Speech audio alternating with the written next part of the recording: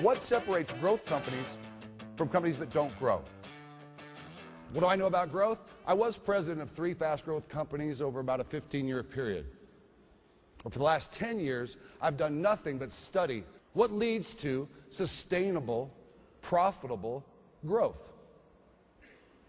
My definition of sustained growth is this: 5 years of 20% or greater. 5 years, 20% or greater. If you're able to achieve that, then you have what I call a sustained growth company.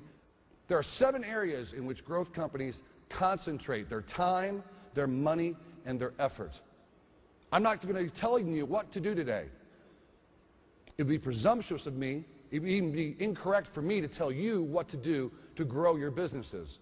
Instead, what I'm going to be doing is suggesting that there are 7 areas in which you look for the innovations, the evolutions, that lead to the revolutions, that lead to the next level, that lead to growth. Let me ask you this. How many people here travel even 20 times a year by air? 20 times a year travel. Anybody? There we go. Sir, would you agree with me? Prior to September 11th, it wasn't a lot of fun, but it was acceptable. After September 11th, it was more difficult. Would you agree?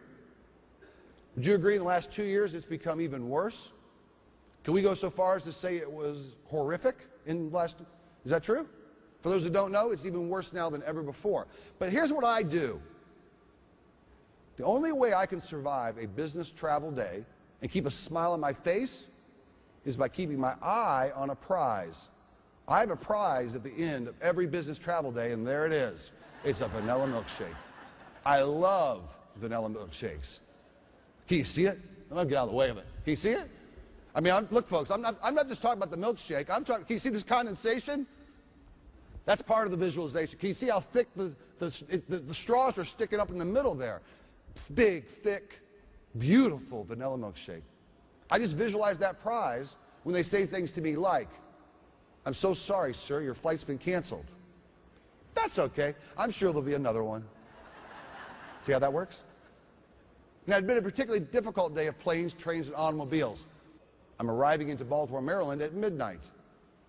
I'm standing in a long taxi cab line, and eventually I get in the cab, and it takes me down to the Inner Harbor, and it's probably a 30, 45-minute drive, isn't it? So it's now about 1 in the morning. It's 1 in the morning, ladies and gentlemen. I got 2 bags on my shoulders. I show up at the hotel. There's a 30-minute wait to check in, because everyone had been late to BWI that night due to weather problems. So I've got my 2 bags, and I'm waiting, and eventually I get to the front desk, and they give me one of those plastic keys. You know what I'm talking about, a plastic key? Okay. Room 809. With the 2 bags on my shoulders, I went to the elevator, pressed the 8th floor, get off on the 8th floor, went to room 809, took out my trusty key, put it in the door.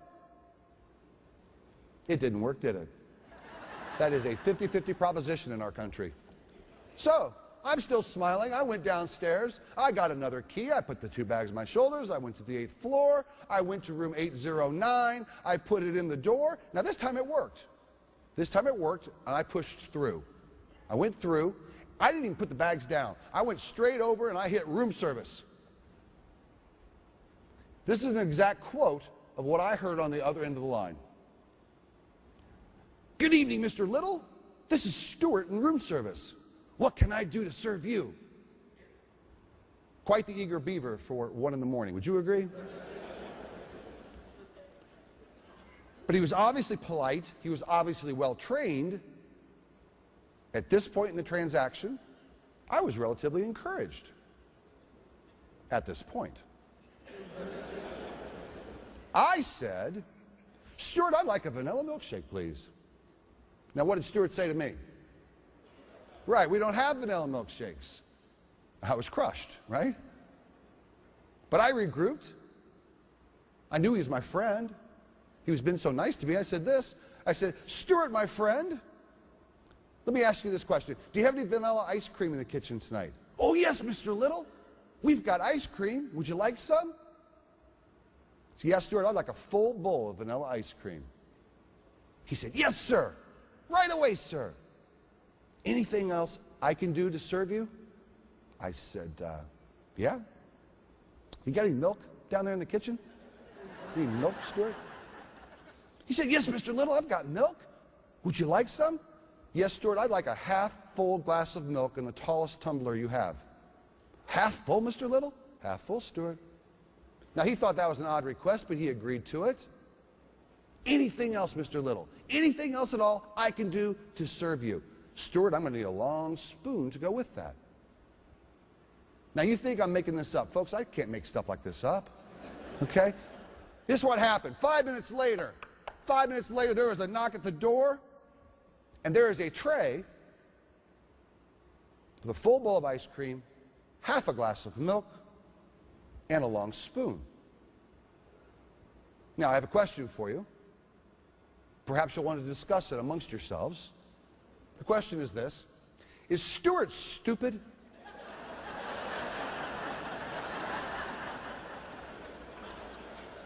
Is Stuart stupid? How many people think Stuart's stupid? Raise your hand. How many think he's not stupid? Raise your hand. How many people think there's not enough information? Raise your hand. Because that might be the right answer. Look, everything I just told you is 100% true. It was Stuart. It was Baltimore. It was a little over a year and a half ago. I was cold, wet, tired, and hungry. And I was smiling.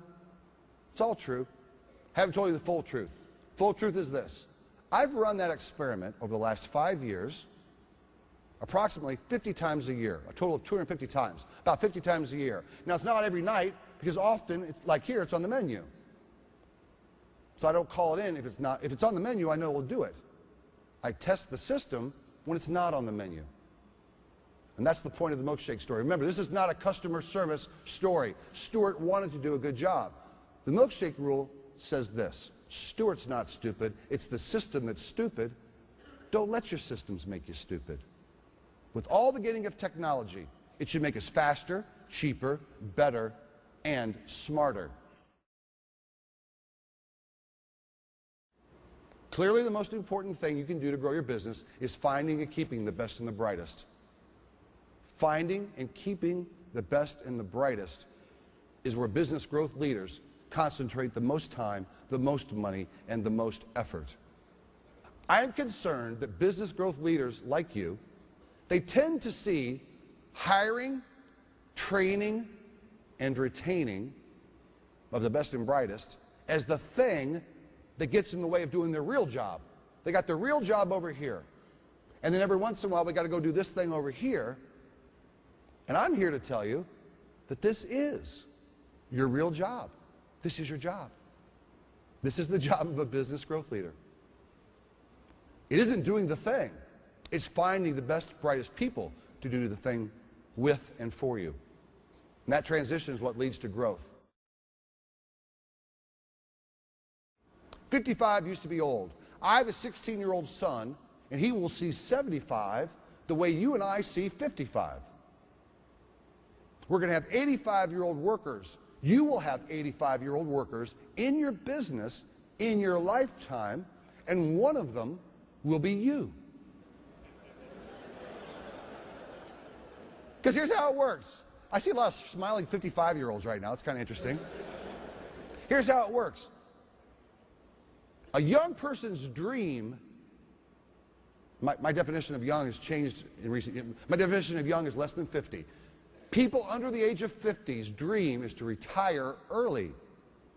People over the age of 70's nightmare is to have nothing to do.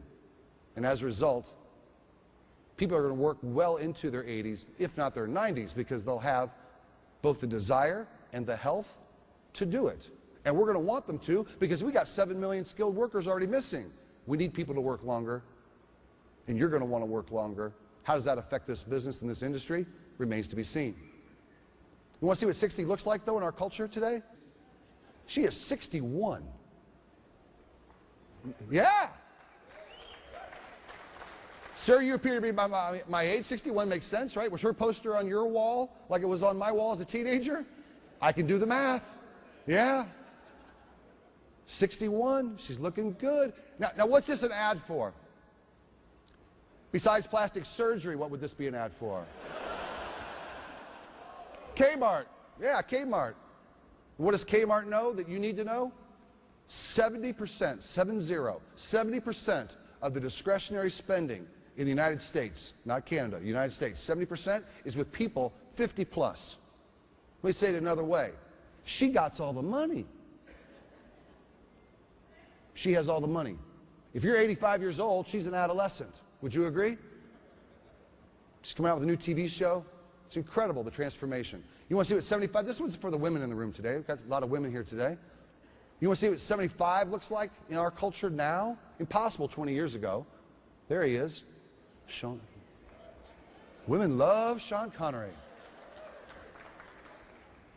The original Bond, James Bond. And he was born in Edinburgh, Scotland. Edinburgh, Scotland. We're going to be talking about Edinburgh later. This man's 76 years old. He's a movie star. That didn't happen 20 years ago. That's how much our culture's changed.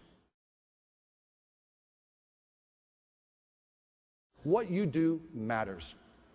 What you're doing matters. Business growth leaders in our nation matter. The business of America has always been business. Business growth leaders like you are the ones who make the right decisions every day that make the nation better, which makes the human condition better, because the United States of America is still the shining beacon on the hill that people look to throughout the world for hope, for direction, for freedom. You are the American dream. I got one last thing before I go, and that's this. In the speaking world, they have rules. Just like in your industry, you have rules and things that you're supposed to do, not supposed to do. The first rules I learned many years ago when I decided I was going to do this on a regular basis, one of the first rules I learned was never, ever end on a poem. So what do I do every day? I end on a poem. Here's how it goes. It says, perchance I come to a fair burg, and I do a bit of speaking. I take the time to look around. It's a hero I am seeking. And if I come to your hometown to launch my quest anew, remember, being simply better matters. Indeed, the hero could be you. It has been my honor and pleasure to be with you today. Good luck. Thank you.